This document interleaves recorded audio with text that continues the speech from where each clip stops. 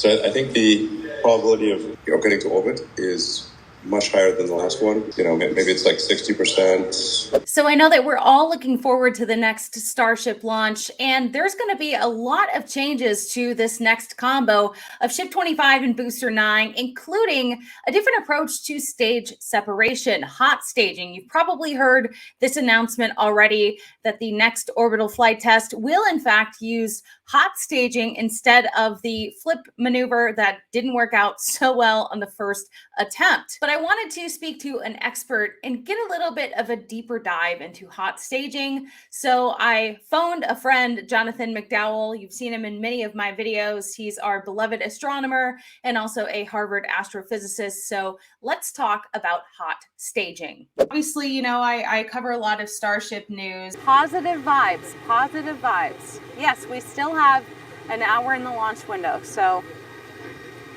oh my gosh. Elon was interviewed this weekend by Ashley Vance, and he confirmed in that interview that they're taking a different approach to the stage separation, with Starship going to be using hot staging on this next flight. So we made a sort of late-breaking change that's really quite significant to the way that stage separation works, which is to use hot staging, what's called hot staging. Imagine you have a regular rocket. An example of that is the Falcon 9. And as famously Konstantin Tsiolkovsky pointed out in the 19th century, what you want to do in a space rocket is have multiple stages. And you use up all the fuel in one stage and you get rid of it, and then you fire the second stage. And so what happens to the Falcon 9 is that you shut the booster engines down, and then a couple seconds later, the booster separates from the upper stage. And it just falls back. And there's a little interstage flange around the top of the booster that's been holding the space for the rocket engine of the second stage. And then once that has cleanly separated, you hope, the second stage engine fires and accelerates away. And so that all, that's kind of the standard way to do it. But there are some downsides to that. And one of them is, so now you have all the engine during the staging in this standard scenario, everything's switched off, right? And so basically you're no longer accelerating, you're just falling. I mean, you're still going uphill, but you're in free fall. And you also, you better have this lower stage fall off very cleanly, because if it goes to the side at all, it can hit the engine nozzle of the second stage, which is not good. Yeah. And indeed, as people may remember, that happened during some of the Falcon 1 launches. They had a stage separation that wasn't clean. And so that's a classic how not to get to space method is to have a stage separation. So, we think of what can go wrong in a rocket launch, and the number one thing that can go wrong is like your rocket engine blows up, right? Or and the number two thing is probably that the guidance system fails and it starts trying to fly in circles. But the number three thing is probably stage separation either doesn't happen or happens cleanly, or the stages recontact after separation. So it's one of the major historic ways to screw up a rocket launch is to not separate your stages cleanly. So it needs to be done carefully.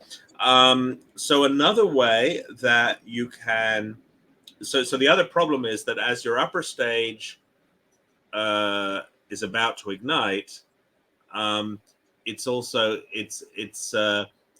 it had been accelerating with the lower stage, and now it's not accelerating anymore. And it takes a while for the fuel in the upper stage to realize that it shouldn't be accelerating anymore. It kind of has, if you think of, you're in an elevator going up and you're holding a bucket of water, and suddenly the elevator does an emergency stop. Yes. The water is going to splash up, right? And so that means that the pressurization gas and the fuel can mix a little, and you have to separate them out again. And so it's not an ideal situation. You have to give some acceleration again to the upper stage. And indeed, sometimes they have what are known as ullage motors, which give tiny little spritz to the upper stage to make sure that all the fuel is in the bottom half of the tank where it needs to get to the engine before igniting the upper stage engine. And that was another classic way to lose a mission that the Russians ran into a lot in their early planetary probes. They would put an upper stage in parking orbit. This is a particular problem when you're having a restartable engine. So you've already fired it once, and so your tank is half empty, right? And then you're floating in orbit, and so the fuel all moves to the middle of the tank. Right. Something, right? And you ignite the engine to go to Mars or something, and oh well, the fuel isn't where the engine is anymore. It's like sitting halfway through the tank. You've got to force it to the back of the tank to make sure that the ignition happens correctly. Right. Right. And that didn't happen in these early missions, and a lot of their probes got stranded in Earth orbit. So this is something that the Soviets and the Russians have used quite a bit in their rocket designs. What the Russians do for their Soyuz rocket is that when the core stage separates, the upper stage fires before the core stage has separated. And so that's what's called hot staging. And so you fire the so you've got the dead lower stage hanging off the back end, connected by some bolts, and you fire your upper stage engine, and it kind of pushes the lower stage away, and you get going. And so it's you do it before the upper stage is kind of completely stopped accelerating. And right. So, that's nice if you can do it. It has some downsides, and this is what they're now going to try with Starship.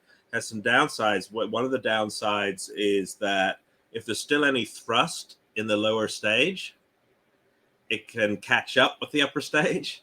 Yes. Also, if you had any hope of reusing the lower stage, which on the Starship, was kind of the idea, you just fired a bunch of rocket engines at the top layer of the upper stage. So right. Normally when that happens, you get a spectacular bang. And there's great video online you can find.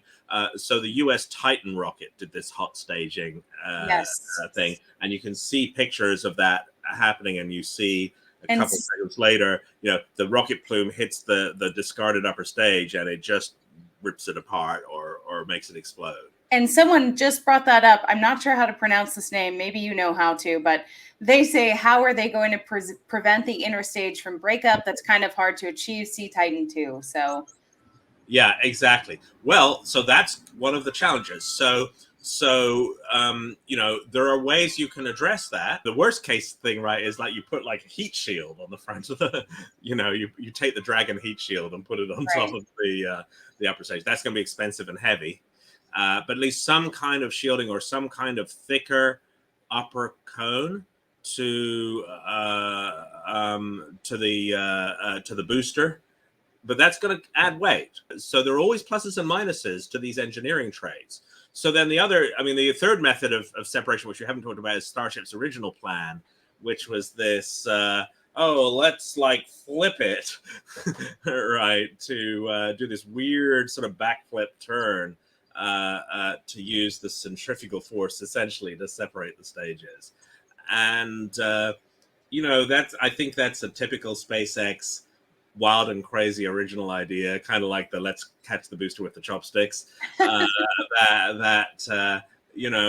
thing about these ideas is some of them turn out to be fantastic. And some of them at a certain point in the design stage get to, oh yeah, we said we were going to do that, but actually maybe not. Right, and I think this is one of those that this got a little further than most of them. They got to actual flight, and when they actually tried it, I think they've come to the conclusion, that this was in fact a really bad idea and not very robust, and so they're going to go full back as they sometimes. And so this is how SpaceX pushes the state of the art. Is that they try new things, And some of those new things work, and some of them don't, and then they fall back to a more conservative approach, right? But rather than just going, oh, we're going to do everything the conservative way the first time. Right. And so I think that's one of these decisions that ended up being, yeah, okay, well, in retrospect, maybe not. And so they're gonna, and so then they had to fall back to either the regular staging or the hot staging as the two, tried and tested options. The hot staging has the advantage you don't have this ullage problem, right? That you're still accelerating forward. So the idea is that they're still going to be firing a few of the booster engines. They're going to shut down most of the booster engines, right? But they're going to keep 3 of them or something still firing a little, and so the booster is still pushing forward, right? And so as long and so that's good because it reduces. It's good because it means that all the fuel in the upper stage is like trying to get out the bottom of the upper stage, which is where you want it. And so then when it should reliably ignite, and when it ignites, as long as it gets to full thrust quickly, then the thrust of the upper stage will be more than the thrust of the booster, and it will accelerate relative to the booster and move nicely and cleanly away. Having said that, if it's a little slow ramping up the thrust, you might worry that the booster, you would separate, but then the booster would catch up to it and bump it with its nose, right? Like an overly affectionate dog or something, and that would be bad. So there are downsides to the hot staging. So there's the survival of the booster, there's the potential for recontact, but it does mean that you have a kind of more stable situation when you're separating, and so it's probably on balance a good way to go. There's a meaningful payload to orbit advantage with hot staging that is conservatively about a 10% improvement. Well, it depends on what it's being compared to, but let's say in this case, roughly 10% improvement in payload to orbit. Yeah, that's partly because, so if you imagine the regular staging, right, what happens is that in those few seconds when the upper stage is not ignited yet and it's flying free, it's essentially losing energy to gravity. And so you're skipping that loss. And so, the question is, will the gain in pushing all the way through outweigh the loss of having to heat shield the upper stage? Right. And my worry is that Elon hasn't yet done the engineering to think through how that last aspect. And so whether he'll really get 10% or whether it'll end up being 2% or minus 2%, is we'll see. We'll see if that turns out being true. I don't really care, honestly. I think by far the most important thing right now is to get to orbit in one piece, right? And what your cargo is, if you promised 100 tons and you're actually only get 95, that's still awesome. Yeah. And you can optimize things later, right? You can stretch things here and there. And there are really a tremendous number of changes between the last Starship flight and this one. Well over 1,000. With this next flight, he said that there's over 1,000 changes. We know that the water-cooled steel plate should be in the picture. So Alan wants to know, what is your chance or your percentage that you think of the next flight reaching orbit? Yeah, see, that number 1,000 scares me, right? Yeah, it's maybe too much. It only takes one done wrong, right, to hose you. So I would say that my hope for this next flight is that they will have a more successful first stage flight with less damage to the Raptors, fewer shutdowns, minimal damage to the pad, and that they will have a successful booster shutdown and a successful hot staging. That to me would be success. And getting all the way to orbit, I mean, I'm a little, let me put it this way. Do I think they'll actually do the successful hot staging? I would give that 50-50, right? I mean, it's a rapid new design. Yeah. A big change to the design. And so even allowing for the fact that they're an awesome team, you know, that's there might be things, let's put it this way, they may learn things in the test flight. You know, if they're doing it in just a couple months and they've only, you know, made this huge, not just design change in the whole approach of the rocket, right? So I'm going to allow them a staging failure, right? and say that still, you know, if they learn enough in the next flight that in the third launch they can stage successfully, right, I'll be pretty happy, because it's a big, basically what that 1,000 number tells me is this is the first launch again. Yeah, I mean, right, this is a different rocket. This is not Starship. There's a different Starship. This is its first launch. And you know, let's get through max Q, and then let's try and do staging and learn something about how you need to improve the staging, the new staging design. Right, but the surf results were entertaining, weren't they? Oh no, excitement guaranteed. Like Elon said, I don't disagree. But at a certain point, you know, you want the excitement to be, oh, we got to orbit, and so. I mean, it's not, you know, they could pull it off. I'm not saying they absolutely won't, but I would say it's a stretch goal to get anywhere near orbit on this next flight, just because there's so many design changes. You're really, and even before the design changes, right? It's such an innovative rocket. Well, do you think that going with hot staging is the right move? Should they have done this for the first flight, or do you think it's, like you said, a little? Well, I definitely think the flip staging, or whatever you call it, for the original design was not the right move. I was always a bit skeptical of that. So yeah, I think the design change is the right move. I think what they're doing is fine, right? It's just, let's keep our expectations realistic. This project is going to take a while, and it's going to involve a number of test launches before you have a Starship that can put things in orbit. And each, as long as on each test flight you learn, well, you get, you know, you get a little bit better, and you learn more about the design that you need to improve, right, in such a way as the flight after that doesn't have the same problem, it screws up in some new and innovative way, you know, then I think that's fine, as long as he doesn't run out of money. Yeah, and Ross wants to know, another question for you. What challenges does the fact that the empty first stage is so much lighter than the full second stage at separation, will hot staging negate this? Well, the thing is, I mean, you mean in terms of, yeah, the fact that it's an empty booster means it accelerates very easily, and so that is the source of, if there's still any thrust in the lower stage, it doesn't take a lot of thrust to push this forward really fast and re-hit the second stage.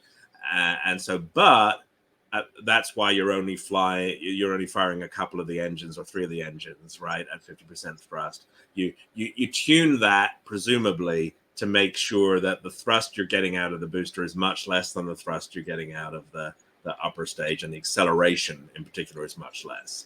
So as long as the ratio of those accelerations is okay, it shouldn't be a problem. You got to do that math right. Yeah.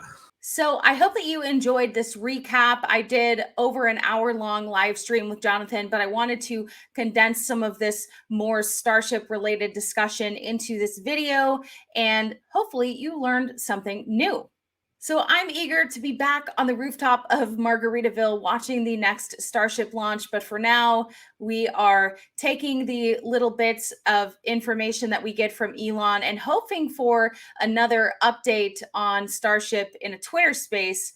We had one coming from Elon, but it got postponed. So crossing our fingers that that happens soon. And of course, I'll keep you up to date on what we learn from that. But thank you for watching this video. If you liked it, please make sure to hit that thumbs up button. Click subscribe to Ellie in Space if you aren't already. And I'll see you in the next video.